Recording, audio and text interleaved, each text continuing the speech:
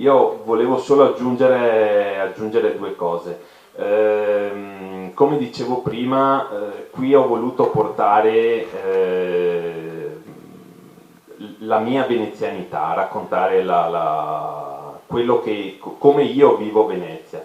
Io, essendo cresciuto a Venezia, mi sono reso conto col tempo di aver sempre dato molte cose per scontate.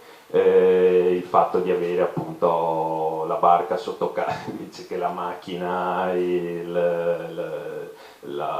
una delle città più belle del mondo a portata di mano, eccetera. In realtà poi quando mi è successo, quando sono andato a lavorare a Padova, che mi hanno fatto notare questa cosa, o meglio me ne sono reso conto io parlando con i colleghi, con chi Venezia non la conosceva, dalle domande che mi facevano, dai commenti che facevano, eccetera. Mi è successo, questo lo racconto spesso, la prima volta che un collega è venuto a Venezia, che l'ho portato a fare un giro in barca, mi ha detto lo porto, partiamo da Piazzale Roma, facciamo il Canal Grande, gli spiego questo è San Marcuola, questo è San Stae, a un certo punto questo mi guarda e mi dice che santi Gabriele, perché erano cose, nomi che io davo per scontati, storie che io davo per scontate, no? E da lì mi è partita questa voglia di approfondire e quindi di portare sotto forma di romanzo, perché non sono uno storico e non posso assolutamente pensare di scrivere un libro storico a tutti gli effetti, ma di portare qui quelle piccole cose che io da veneziano conosco, e ne parlavo prima anche con Silvia, lei mi dice ci sono un sacco di cose che non sapevo di Venezia e che ho scoperto, ed è vero, Venezia ha due mappe, una a piedi e una dall'acqua. E quindi qui ho provato a portare quello che sento io per la mia città e quello che vorrei far capire a chi invece la città non la conosce, e quindi non vederla semplicemente come uno sfondo appunto per un film, piuttosto che per un libro scritto da chi non conosce la città, ma in questo naturalmente ho portato i vari protagonisti a passare di isola in isola e così a cercare di dare un'idea completa di quella che è Venezia e la sua laguna. Io direi, volevo solo fare un piccolissimo appunto, ma in senso positivo, all'editore, perché abbiamo una prefazione di Giancarlo De Cataldo, che devo dire è un bellissimo testo, e penso che l'abbia scritto veramente con il cuore, perché sembra proprio una scrittura molto, come dire, vera, no? Molto amichevole e amicale. Io la metterei proprio anche in copertina, con prologo, introduzione di Giancarlo De Cataldo. Giancarlo è un cliente che è diventato un amico, è uno di quelli che ho portato a fare il giro in barca a Venezia. E è stato con te uno dei primi a cui ho fatto leggere il romanzo e che come te mi ha dato il suo, tra virgolette, benestare a procedere, a continuare e a provare a cercare un editore. Qui abbiamo Mazzanti che ha deciso di pubblicare il libro, e non so se volevi dire qualcosa anche tu, Carlo, volentieri. Io volevo complimentarmi con Gabriele, che non ho mai avuto il piacere di conoscere prima, perché quello che ha detto del libro coincide assolutamente con quello che è stata la mia valutazione della lettura quando ci è arrivato. Sottolineo la solita cosa che non è scontata, c'è un amore per Venezia che è veramente incredibile, ma soprattutto riesci nella semplicità del libro, perché non è un libro intellettuale, voglio dire, è un libro di intrattenimento, di divertimento, serve, insomma, no? Eppure in tutto questo Venezia ne esce appunto non come un fondale, non come una cartolina, come spesso succede in tanti filmacci insomma, che vediamo, e io dico che è normale. È normale perché i veneziani non ci sono più e chi scrive non si rende conto, cioè non porta mai nella realtà della città di Venezia una storia credibile su Venezia. Cioè, voglio dire, un avvocato deve fare una vita che è adeguata, voglio dire, no, al Tribunale di Venezia.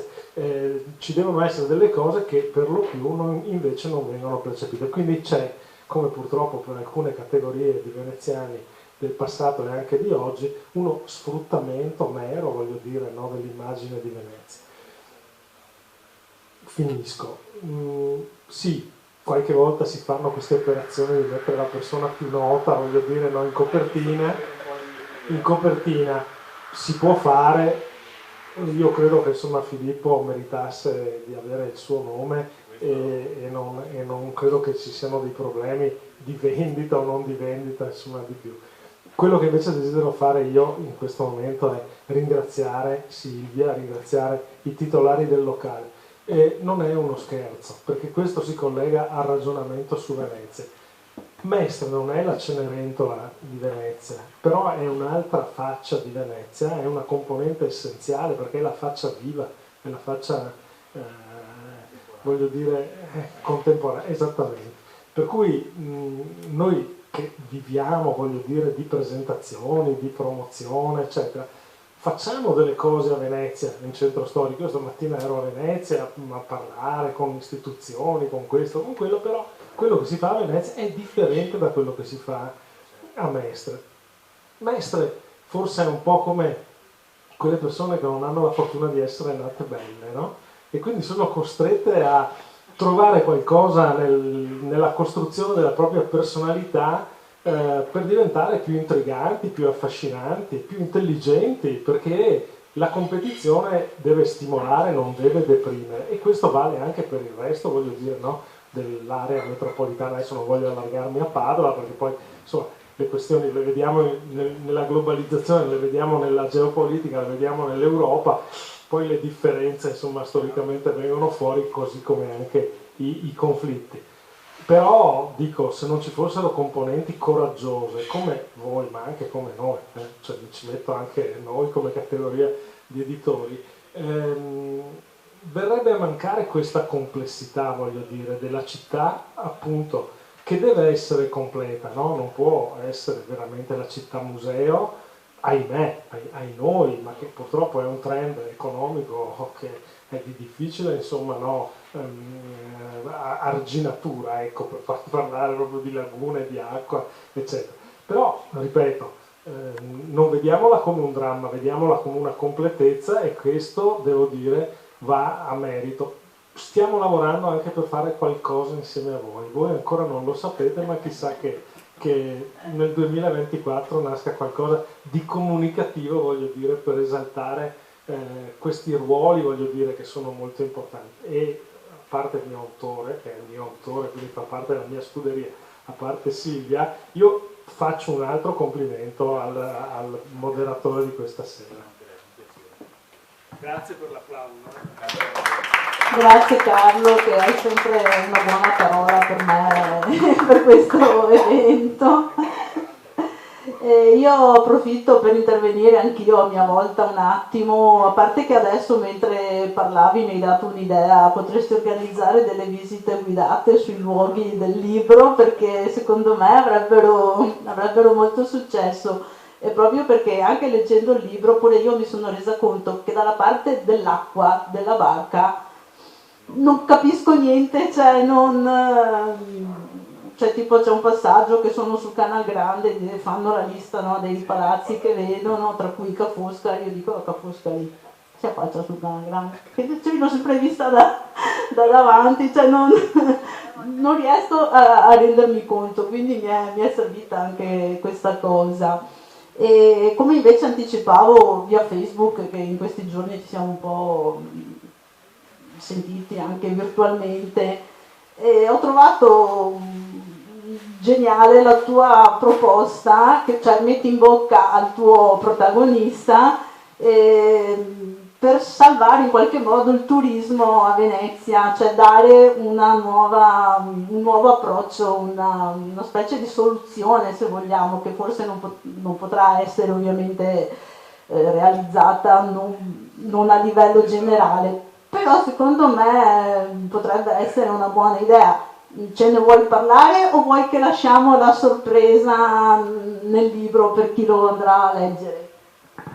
No, allora faccio solo un accenno semplicemente al protagonista del libro. Il protagonista del libro sogna la possibilità di aprire un albergo, piuttosto, ma neanche un albergo, è più un luogo dove poter accogliere chi viene da fuori e fargli vivere la vera Venezia. E torniamo sempre lì, nel senso il poterli portare a conoscere Venezia con i giusti ritmi, con i giusti tempi, girando in barca, magari a remi, facendogli conoscere quello che io ho conosciuto da bambino, come andare a pescare, come poter girare la città senza essere così sommersi e travolti e senza doverla vedere per forza in 1 o 2 giorni.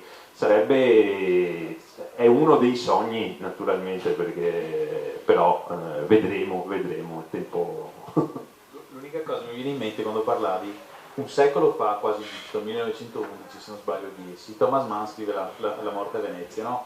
Uno dei romanzi più struggenti. E io mi ricordo una cosa che mi ha colpito tantissimo, e c'è anche nella versione film di Visconti. Von Aschenbach, l'autore, vede appunto che disinfettano Venezia e dice: nessuno mi dice perché disinfettano Venezia, allora vai in una banca, appunto il cambio, che poi nel Visconti è San Marco, e dice: ma perché disinfettano Venezia? Perché guardi, c'è il colera. Come il colera? Sì, non lo dicono perché se no non verrebbero i turisti in 1910. E dice la frase: il turismo è il passato, il presente e il futuro di Venezia. Quindi questa sorta di dannazione viene già codificata. Siamo coscienti che Venezia ha bisogno di una radioterapia perché la malattia si è diffusa. Quindi adesso non voglio condannare le locazioni turistiche, per carità, però è vero che la città sta diventando una sorta di metafora di se stessa.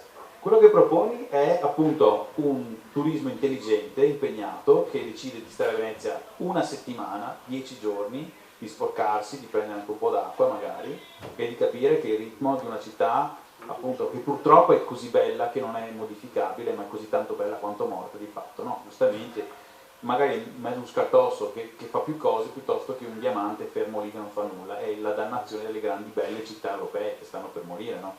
L'idea è quella, è bella, e ripeto, questo testo è un testo che mi ha entusiasmato, perché dopo tanti commissari scritti da autori diversi, benissimo, sono belli, e tanti americani, inglesi, tra cui una mia amica, non faccio nomi, che vengono a Venezia, stanno un mese e scrivono il romanzo e dicono: no, non farlo, non scriverlo, ti prego, ci saranno 100 autori prima di te. Ecco, prima di digerire Venezia in un mese, ecco, ci vuole una vita, secondo me tu l'hai fatto benissimo. Concordo. Prima di passare ai saluti finali vorrei chiedere al pubblico se c'è qualcuno che ha delle domande da fare, degli interventi. O critiche.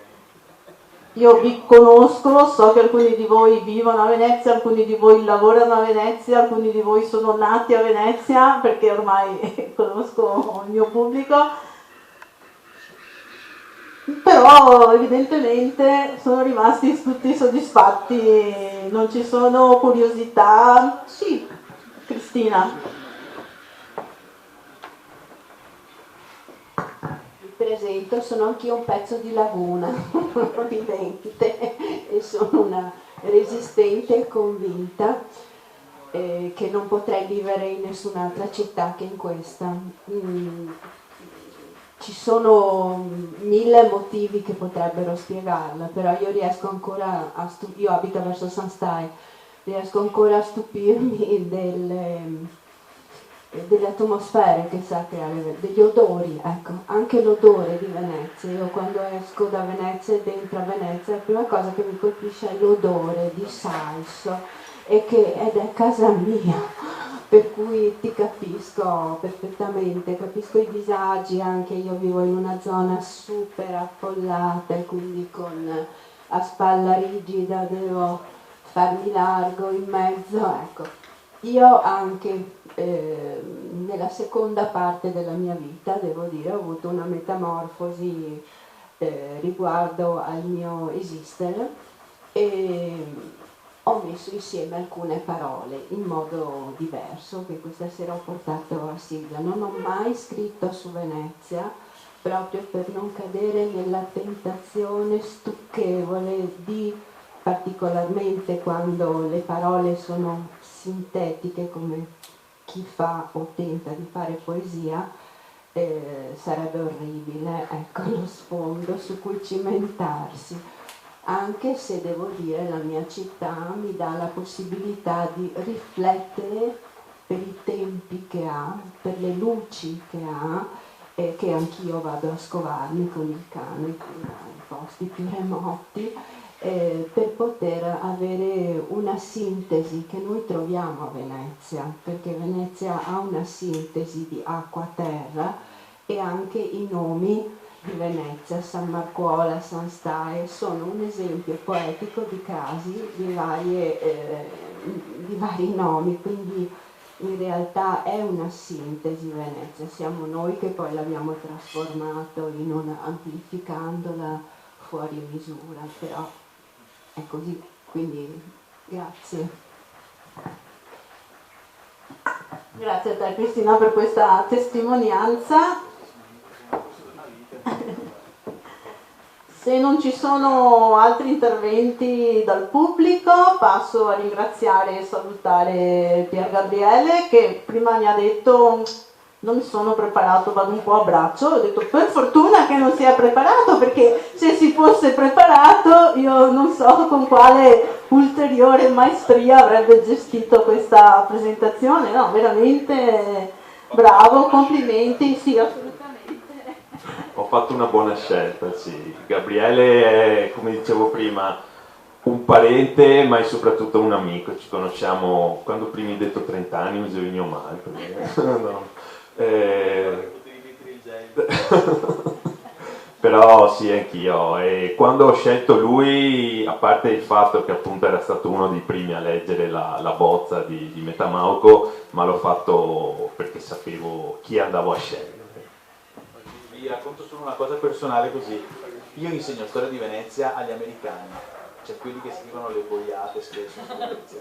Io forzo i miei studenti, ma proprio come foie gras, li metto dentro la storia veneziana e questi dopo 3 mesi escono fuori dicendo frasi in veneziano, quelle buone ovviamente, capendo che il ciao è una cosa veneziana, spogliandoci però, lo dico porto un cognome siciliano, la madre è salentina, quindi del veneziano proprio stretto non avevo tantissimo, a parte la nonna. Dico, Venezia è un posto magico dove questa diversità, i famosi rifugiati venetici, chi erano? Erano gente che veniva da luoghi diversi, parlava lingue e dialetti volgari diversi, quindi è il luogo delle eterogeneità spinte in un qualche modo. Non è il luogo della visione, della sostanza, della vita. Quello che noto è che da una parte dobbiamo spogliarci, forse stiamo un po' trascinando dal testo, scusate, di questo campanilismo. Una volta che c'era la Repubblica, sì, però la Repubblica è finita il 12 maggio del 797 e viva Dio non si può più farla, a meno che non vogliamo fare i nostalgici che portano un contributo uguale a 0. La nostalgia è un sentimento comprensibile ma nullo.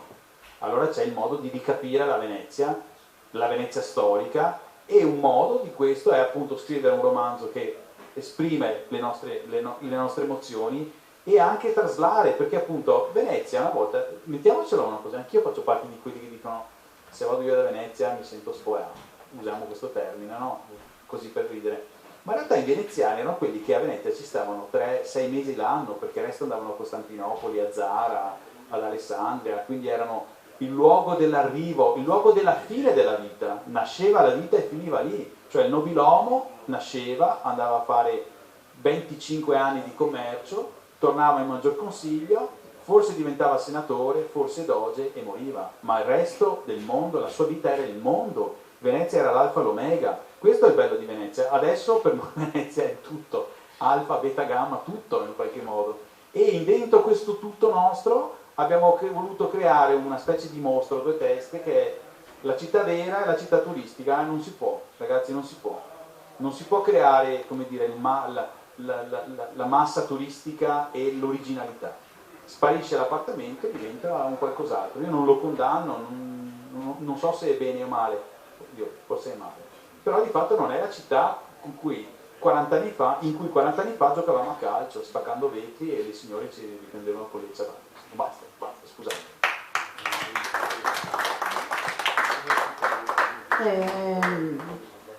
Quest'ultima frase, Davide, mi guardi, mi ha ricordato molto parti anche del tuo romanzo che sto continuando a leggere, nonostante secondo Gabriele non si leggano più i romanzi di 1200 pagine, ma siccome mi permetto di fare, come dire, pensieri personali perché conosco chi c'è qui tra il pubblico, devo dire che anche Davide, questo autore che ha presentato qualche mese fa al festival, nel suo romanzo ha delle parti ambientate a Venezia e dove ci sono questi ragazzini che giocano nel campo a calcio, cioè si rivedono proprio queste scene qua, quindi sì, assolutamente. Sono contenta che questa sera ci sia stata l'occasione di ricordarle e di parlare della quella che è inevitabilmente la città più bella del mondo, cioè non ci sono altre definizioni. Vi ringrazio per essere stati con noi, grazie ancora Gabriele, grazie Filippo. È il tuo primo romanzo, non so se ci sia in corso d'opera qualcos'altro. Scusate, mi vengono le domande mentre parlo. C'è in fase embrionale qualcosa che ho promesso a Carlo nel 2024, spero vedrà la luce. Il problema è che adesso faccio smart working e quindi non scrivo più in vaporetto. Non ho più il tempo di dedicarmi a quello, però vediamo di trovarlo. Ok, allora ti aspettiamo al varco. Grazie Carlo, ti ringrazio di nuovo per il tuo intervento, per la tua presenza qui e ricordo che grazie appunto alla presenza dell'editore c'è la possibilità di acquistare la copia di Metamauco. Noi ci vediamo mercoledì prossimo, abbiamo appuntamento con Paolo Massone e Riccardo Pavan, autori del romanzo giallo La mossa del Calabrone, un romanzo appunto scritto a 4 mani, quindi sarà anche interessante parlare di come avviene questo tipo di scrittura e sarà il penultimo appuntamento del festival che il 6 marzo chiuderà con la presenza di Alberto Lavoradori, noto fumettista di fama internazionale, mestrino, che ci onorerà della sua presenza per presentare la sua ultima opera, Disgelo. Quindi grazie a tutti, ci vediamo i 2 prossimi mercoledì e grazie al pubblico che ci ha seguito da casa. Buona serata.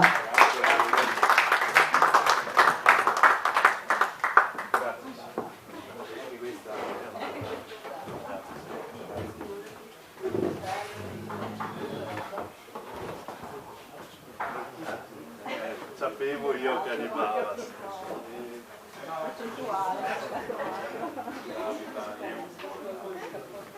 Bravissimo.